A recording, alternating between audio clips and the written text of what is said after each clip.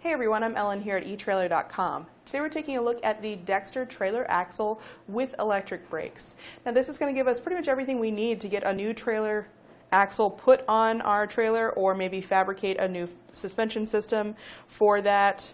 Maybe something happened to your old axle, whatever the case may be, this is going to give us our set to do that. So we'll get our axle itself. This has a 4-inch drop. The advantage with that is that it's going to lower our trailer a little bit closer to the ground. And if you think of it like this is our trailer, as we bring that down, now our ramps are going to have to go up a less steep gradient to get our equipment up onto that trailer. So it makes it a lot easier to load and unload rather than having to go at a more sharp incline and maybe rev up too high and cause some damage there. So by bringing it forward to the ground, it makes loading and unloading that much easier. The axle has a max capacity of 7,000 pounds. It's going to be 95 inches wide from hub face to hub face and 3 inches in diameter for that axle tube.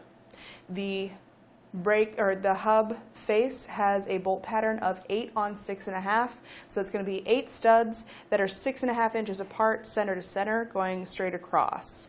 It's going to come with a tube of grease, the axle, the hubs and brakes, the hubs, drums, and brakes, as well as the bearings, seals, and races. So pretty much everything you need to get this installed. Also the caps. And one nice thing about the axle as well is that this is going to be an easy lube. So you'll notice this little rubber cap on the end there. You can just pull that out and then get access to the grease zerk.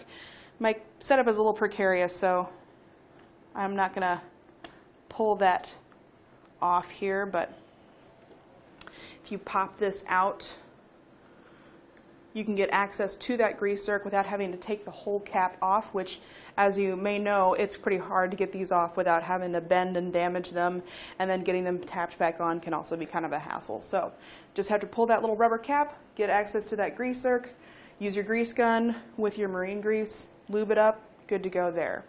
So it's easy to do that maintenance without having to pull everything apart. You can just access that inside, and again, we'll have all the hardware inside that's necessary to attach it to our trailer.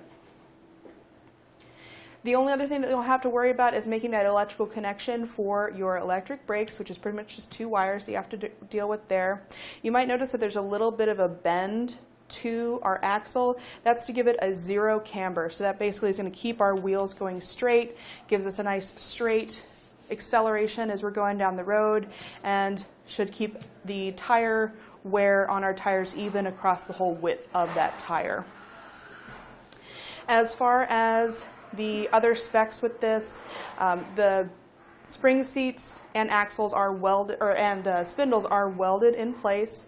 Has a sturdy steel construction. Again, 7,000 pound capacity. Hub face to hub face, again, 95 inches. If you go from the spring seat, which is this little portion here, it is an underslung design, so that's where you mount your suspension to.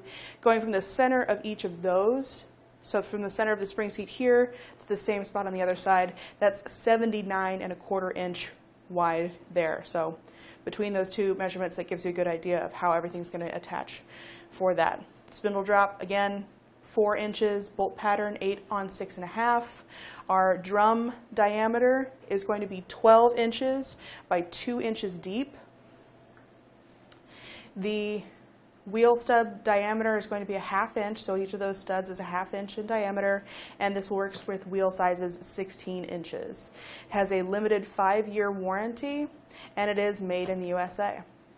But that's pretty much going to do it for our look at the Dexter Trailer Axle with electric brakes. If you need any other accessories to go with your trailer, you can always turn to etrailer.com.